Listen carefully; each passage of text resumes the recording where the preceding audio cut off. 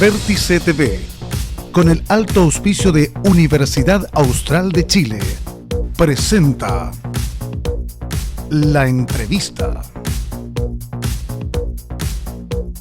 con el periodista Juan Osvaldo Mora.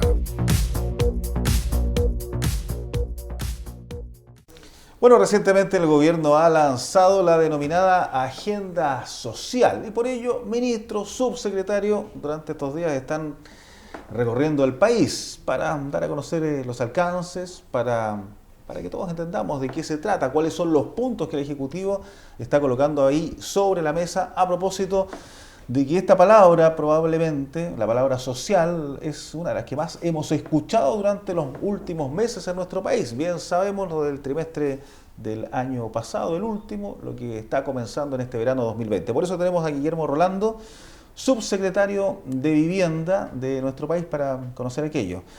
Rolando, a propósito, es el apellido, no es que estemos diciendo sus dos nombres, Guillermo Rolando, para aclarar a todo el mundo. Gracias por estar con nosotros. Bueno, Juan Osvaldo, muchas gracias por la invitación. Ahora, ¿dónde y en qué se basan estos pilares? Partamos por lo más básico, entendiendo que aquí hay una agenda social que el gobierno está colocando, pero que no era probablemente parte del programa que ustedes tenían como justamente administración nueva, sino que esto fue forzado justamente por lo que ocurrió el año anterior. Justamente quería partir con ese punto. Como plan de gobierno había una serie de ejes sociales, por supuesto, pero desde el 18 de octubre, como sociedad, ¿no? Como país, salimos con mucha más fuerza a la calle a tratar de entender cuáles eran los detalles de muchas de estas demandas. Y como bien se planteaba, esto permitió, lo quiero poner con ese lenguaje, permitió que se acelerasen algunos de estos programas y que incluso se mejorasen muchos de ellos también. Varios de estos están incluso ya acordados en el Parlamento, algunos que ya están en pleno funcionamiento y otros que están actualmente como proyecto de ley. Y antes de entrar tal vez a los detalles de muchos de ellos, es volver a recoger el proceso actual que estamos como país. A pesar del contexto, lo que uno toma de manera muy positiva, el sentarse con personas que piensan distinto, con personas que a lo mejor tienen expectativas diversas, con actores que somos distintos, y que se logren acuerdos muy importantes, eso es lo que uno toma desde una mirada republicana, ¿no? De las cosas que a nuestro juicio la institución empiezan a tomar mucha fuerza. Debido a eso, en algo más de 100 días es lo que nos permite como gobierno poder contar muchos de estos ejes, ¿cierto? Solo para nombrar, por ejemplo, algunos de ellos. Probablemente de las demandas más sentidas por la población, insisto, y hace mucho tiempo, el 18 de octubre visibiliza de manera más fuerte, pero venían con mucha fuerza, el tema de las pensiones. ¿Cierto? Los ingresos para adultos mayores que se ha venido discutiendo con Ahora, bastante es un tema tiempo. que está probablemente en la discusión pública décadas. Así es, exacto. ¿Qué le faltó probablemente al gobierno para tener esa sensibilidad mayor, ese olfato, no prever lo que estaba puertas de explosionar? Yo creo, Juan Osvaldo, en esto hay que ser muy humilde en esto, hay que no saco nada con decir, mira, en realidad estaba esto absolutamente pronosticado para nada. Incluso en lo personal, una persona que lleva ya un par de décadas trabajando en distintos barrios en nuestro país, en distintas temáticas, y si bien, y ahora si lo pongo a nivel más de gobiernos transversales, muchas de estas demandas venían con bastante fuerza. Y hay que reconocerlo en la historia, gobiernos de distintas tendencias fueron mejorando, pero claramente, y la ciudadanía lo fue demostrando, no con la velocidad y con la profundidad que se requería. Y eso, nuevamente, al ponerlo en ese contexto, es lo que permite hoy día el poder contar que después de escuchar fuertemente lo que la ciudadanía fue planteando, eso es lo que nosotros también como gobierno queremos resaltar y poder contar, de que nos sentamos con muchos actores. Y hoy día podría estar casi exclusivamente hablando de los temas de vivienda, que es la cartera que manejo con bastante detalle, donde permanentemente estamos con los comités de vivienda para solucionar sus problemas o mejorar las distintas políticas públicas asociadas a lo que es la ciudad. Pero lo mismo fue ocurriendo en los distintos programas. Vuelvo ahora al tema de las pensiones, que como bien los plantea, hace mucho tiempo que se venía discutiendo, conversando, yo creo que tensionando de alguna manera el que personas que llevasen un número importante de años en sus vidas laborales, más allá de que si habían lagunas, no habían lagunas, más allá del tecnicismo, es que como sociedad era muy importante el poder mejorar los montos. ¿Y en qué se tradujo? Que ya en el mes recién pasado, el mes de diciembre, para todos los pensionados sobre los 80 años, ya de manera mensual les empieza a llegar un suplemento de 55.000 pesos. Junto con eso, y que es bien interesante, quiero volver a agradecer el proceso de las discusiones tanto parlamentarias como con la calle. Yo mismo, que insisto, llevo mucho tiempo dedicado a estos temas, las primeras frases que uno empieza a escuchar, entonces yo tengo que esperar 80 años, o sea, llegar hasta los 80 años para que me toque a mí, y eso vuelve a modificar y ajustar esta propuesta, que implica que en 12 meses más, es decir, en enero, justo en un año más, viene ahora para el tramo de 75 a 79 años, y en el siguiente enero ya es para toda la población sujeta a los temas de pensionado. Entonces, por poner ejemplo, es una gran noticia que eran acuerdos y demandas muy sentidas por la población. Claro. Y este paquete, ¿dónde están los ejes fundamentales? ¿Cuáles serían las medidas los ejes fundamentales, a establecer y en qué periodo? Temas de pensiones, como recién les contamos, partimos el número uno. Lo segundo, que a lo mejor muchos lo estarán siguiendo, ¿cierto?, a través de discusiones o a través de la prensa, que se estaría aprobando aumentar en 6 puntos, ¿no?, del 10% al 16%, el tema de cotizaciones, de los cuales, esto es bien interesante, la mitad queda para los fondos de las personas y la otra mitad queda para un fondo común, que también se fue discutiendo mucho, para retomar también estos conceptos de solidaridad como país, que también ha salido fuertemente a la mesa. Otro punto interesante asociado a los temas de pensiones, donde también estos montos adicionales son administrados por entidades públicas, que también es parte de las discusiones que ha salido. Me muevo a otro de los ejes, los temas de salud, que también es otro de los temas bien importantes que han salido.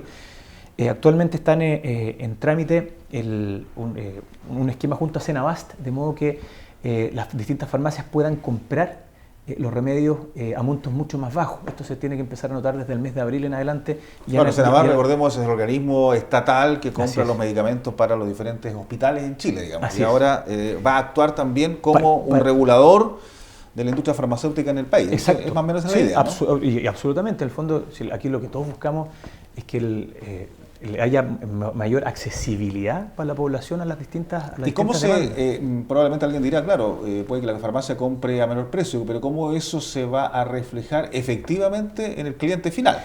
¿Quién va a regular eso? Bueno, hay varios entes regulatorios de esto también. Junto con esto también está CERNAC, que cumple un rol bien importante históricamente, ¿no?, en nuestro país, desde el punto de vista de la relación con los consumidores, ¿no? Pero lo segundo que uno también pone a la mesa, como al poner a disposición justamente a través de una entidad pública y compra de manera masiva los remedios a precios obviamente mejorados, lo que uno sí esperaría que si una farmacia oferta de una manera más barata que la siguiente, claramente es lo que esperamos que eso empiece a ocurrir. Junto con eso, el poner tiempos también máximos para las listas de espera cuando son las atenciones primarias o cuando son cirugías también en el sistema de FONASA. Yo creo que no hay que olvidar que FONASA son 12,5 millones de personas quienes están en el sistema de FONASA. También hay algunas mejoras para quienes están en el sistema de las ISAPRES.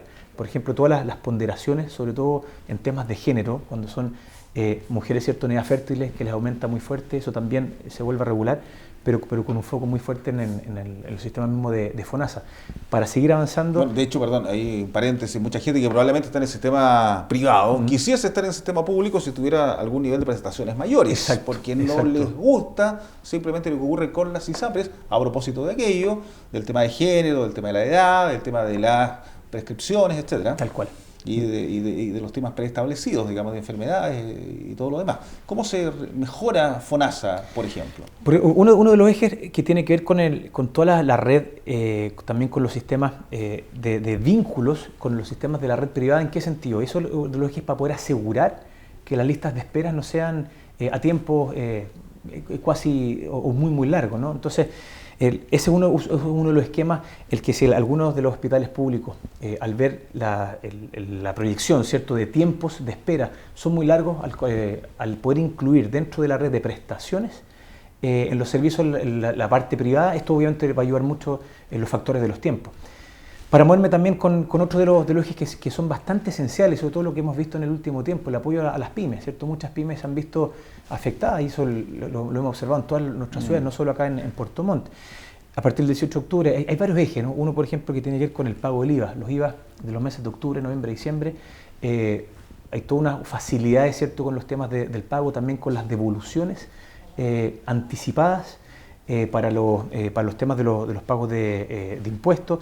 Junto con eso también se le ha inyectado un número importante de capital a Banco Estado y otras entidades, pero sobre todo Banco Estado, son cerca de 500 millones de dólares para el apoyo para las pymes, con el ánimo que esto vuelva a levantarse. Así que la verdad que son mejoras bien importantes. Para actúa efectivamente como un banco del Estado. Sí, esa discusión es bien interesante en realidad. Sí, claro, porque el Banco de Estado es del Estado, pero a bien, diferencia del nombre y alguna otra política pequeña, actúa como si fuera un banco privado absolutamente. Y es un poco la queja probablemente de muchas empresas menores y pequeñas que van a la banca precisamente, o que tienen problemas con la banca privada. El Banco de Estado actúa con evaluaciones muy parecidas. Lo que nosotros sí observamos, al menos aquí si quieren vuelvo un poco a mi cartera, ¿no?, de vivienda y urbanismo, tenemos reuniones bien frecuentes con Banco Estado, del modo de poder ajustar y desarrollar instrumentos, de modo de dar mejores nuestros programas, que algunos están asociados a créditos, ¿no? Sí me consta de que se están haciendo esfuerzos importantes, pero por supuesto que lo que se busca también es que Banco Estado siga apoyando a través de otras líneas, no necesariamente a través de los temas hipotecarios, y esta nos parece una Entonces, línea muy para las acertada. pymes sería esta flexibilidad para pagar el IVA en X meses. Exacto. Y una política de mayor cantidad de posibilidades en el Banco Estado. Así es. Esos son los dos puntos para las pymes. Justamente, y también conectado también al tema de pymes, pero para el mundo de trabajadores, que tiene que ver con el ingreso mínimo garantizado, que eso también se ha discutido mucho, y de modo de poder subir, ¿cierto? Hay un subsidio directo del Estado, que son 59.000 pesos mensuales, de modo de que asegurar de que no haya ningún trabajador que reciba de manera líquida menor que 301.000 pesos. Y eso sí que es una inyección directa, o sea, no es un suplemento que va o al empleador o a otra persona, sino, insisto, quienes estén en tiempo completo y ganen menos de eso, es una inyección directa al bolsillo de los trabajadores, y eso también queda de manera permanente. Así que es otro, y está asociado al mundo de las empresas que facturan bajo 75.000 UF de manera anual. Eso obviamente no son para las macroempresas, que la mayoría sí tienen la capacidad de pagar sueldos más altos. Aquí estaba leyendo justamente la página web de ustedes, a propósito de la agenda social. Nueva agenda social dice: atendiendo las necesidades de la ciudadanía, el gobierno definió con un paquete de medidas que es bastante amplio, lo estábamos viendo recién. Pensiones, salud, medicamentos, ingreso mínimo, disminución de las tarifas eléctricas, impuesto para los sectores de mayores ingresos, reducción de la dieta parlamentaria y plan de reconstrucción, entre otros. Aquí hay una mezcla... Y reactivación económica a través de muy amplia, digamos. Pero ¿cómo se consigue esto? ¿Cómo se concreta finalmente? Porque una es la idea de un gobierno y otra es llevarlo a la praxis y efectivamente poder implementarlo. ¿De dónde se sacan los recursos de partida? Para separar las cosas, todo lo que tenga que ver injerencia directa del Ejecutivo, del Gobierno, eso ya se está poniendo en marcha, y eso es bien importante. Por ejemplo, los aumentos que recién mencionamos del pilar solidario para los adultos mayores ya partió en el mes recién del mes de diciembre, ¿no? Todos los planes de reactivación económica y reconstrucciones, que también ya son fondos del erario público de manera directa. Ahí, como se pueden imaginar, nuestra cartera tiene incidencias muy fuertes, y de hecho ya estamos con los proyectos y se están inyectando en distintos lados. Otros de los temas están ahora en plenas discusiones parlamentarias, lo que recién conversamos, este aumento de 6 puntos para poder mejorar. Hemos escuchado en los medios de comunicación una campaña fuerte de la Asociación de AFP, criticando ese 3% colectivo o la manera de administrarlo. Lo que es interesante que uno empieza a observar, y uno lo agradece también, por muy cuestionado que pueda estar desde la opinión pública, ¿no?, el Congreso, pero lo que nos consta que se empiezan a llegar a bastante buenos acuerdos. Ya habría un preacuerdo que serían 6 puntos. La discusión ahora de fondo es si... y otra cosa importante, de que los administren de alguna manera entidades públicas, y que algún porcentaje de eso vaya también a un concepto de solidaridad, ¿cierto? Claro. Fondo de reparto. Y otro que es bien importante, y otro porcentaje que siga en las cuentas individuales de las personas. O sea, ya se están llegando... ¿Cuánto incrementaría las pensiones? Que es lo que probablemente se pregunta la gente. Ya aumentó 6 puntos la cotización, va a haber un porcentaje para el tema colectivo, pero ¿en cuánto me va a aumentar a mí probablemente en X tiempo más para gente que hoy día es económicamente activa? Digamos. Claro, eso obviamente ya depende mucho de los periodos de años que se fue cotizando, ¿no? Ahí tiene que ver también los temas de lagunas salariales o no, pero lo que se apunta es que esto en régimen, ¿cierto?, para quienes puedan estar un porcentaje importante de sus vías laborales con un contrato de trabajo, esto debería aumentar de manera importante los ingresos. Lo bueno que asegurando también por el otro lado, como recién les comentábamos, para quienes tengan pensiones de montos muy bajos. Entonces son esfuerzos bien grandes que se están haciendo, insisto, bajo un esquema discusiones con muchos actores. ¿Y ustedes sienten que el mundo político, que hoy día tiene representación parlamentaria, va a votar favorablemente estos acuerdos para lograr llevar esta agenda a la praxis, entendiendo que es un año complejo, que comenzamos nuevamente un año con probablemente bastante incertidumbre en lo social? Yo creo que todo el mundo político ha recogido de manera muy fuerte que las demandas, la fuerza de las demandas. Eso yo creo que no hay ningún actor político, ninguno, que diga acá nos vamos a restar, acá no vamos a mover nada porque va a aumentar el gasto público. No hay nadie asociado en eso. Yo creo que, y parte un poco de lo que estamos haciendo como gobierno, o sea, muchas de estas cosas ya es con aumento importante del gasto público. Y lo segundo, que en gran parte de cada una de estas medidas hay bastante consenso en la idea de legislar, en cuáles serán los macroejes, y ahora obviamente hay que ajustar los detalles, lo que esperamos y lo que uno siempre pide, de que sí que sea con altura de miras, pensando bien en cada uno de los ciudadanos, dado que estamos bastante de acuerdo que hay que mejorar, por supuesto, el tema de pensiones, mejorar los temas de salud, mejorar los temas del ingreso mínimo, insisto, y muchas de estas cosas ya se están poniendo en marcha. ¿Por qué creen ustedes, ya se lo pregunto como representante del gobierno, independiente que sea subsecretario de Vivienda, que con todos estos ejes, con toda esta agenda social, con todo este plan que ustedes tienen, la gente sigue teniendo una tan baja valoración al gobierno? Que llegó a un 6% según la encuesta CEP, que de acuerdo a otras encuestas está en torno a un 10%. Pero podemos decir, bajo un 10% de la gente hoy día desaprueba, o aprueba, perdón, el gobierno, y tiene más de un 80% de desaprobación, entendiendo toda esta todo este esfuerzo. Yo creo, desde mi prisma, Juan Osvaldo, son al menos dos cosas. Una que yo al menos la considero que es muy de fondo. El malestar que se ha manifestado con mucha fuerza del 18 de octubre reciente es una expresión de décadas. No es de una semana, de un malestar, de una cosa puntual o de una frase, o lo que siempre se dijo, o los 30 pesos. Esto venía hace mucho tiempo, y aquí uno vuelve a reconocer, y con humildad, por supuesto, de que no se tuvo la capacidad de entender de que venía una demanda muy fuerte. Siempre se decía, mira, el país va mejorando de a poco, van aumentando los ingresos, ¿cierto? El crecimiento, que es muy importante, pero cuando tú tienes un malestar que es de mucho tiempo y se manifiesta con la fuerza que está ahora, yo creo que es muy iluso pensar que en poquito tiempo esto vuelve a la normalidad absoluta, como primer punto. Y lo segundo es que, y es muy asociado a esta entrevista, que por supuesto que uno agradece mucho esta entrevista, una cosa es contar este paquete de medidas, los cuales, insisto, muchos ya están en práctica, otros están en el Congreso, pero mientras la población no realmente lo sienta, que de verdad está en su bolsillo, que de verdad los medicamentos son más baratos, que de verdad los accesos a la vivienda, que lo estamos haciendo, por ejemplo, con mucha fuerza, es cada vez más masivo, es entendible que todavía hay una cuota de duda. Lo que sí, dentro de todo este contexto, por lo menos lo que vamos percibiendo, que todos quienes van participando y lo van percibiendo y se empiezan a sentir escuchados, sí empieza a cambiar bastante la mirada, pero esto va a tomar tiempo. ¿Qué medida va a estar implementada en marzo, por ejemplo? Que mucha gente le tiene miedo a marzo, no solo porque se pagan los colegios, porque tiene que pagar el permiso de circulación, una serie de otros gastos, sino que mucha gente está esperando que este marzo se reactiven manifestaciones, que probablemente se genere nuevamente temas de incertidumbre en lo económico. La economía es una ciencia que es de sensaciones. Es de sensaciones. Claro. Ahora, que el buen punto eso respecto a las sensaciones. Yo creo que todos esperamos eventualmente que el IMASEC de diciembre iba a arrojar cifras bien negativas, y afortunadamente demuestra de que a pesar de todo el contexto, la economía se ha visto afectada, pero no con el daño que probablemente se preveía. El pasado mes de enero también lo hemos ido conversando con Hacienda, es que también debiera tener números bastante razonables, ¿no? Eso creo que demuestra que somos entre todos, ¿no? Un país que es bien resiliente. Por un lado vamos recogiendo muchas de estas demandas, y a pesar de las dificultades, gran parte, ¿cierto?, del día a día, entre todos los ciudadanos seguimos empujando con mucha fuerza.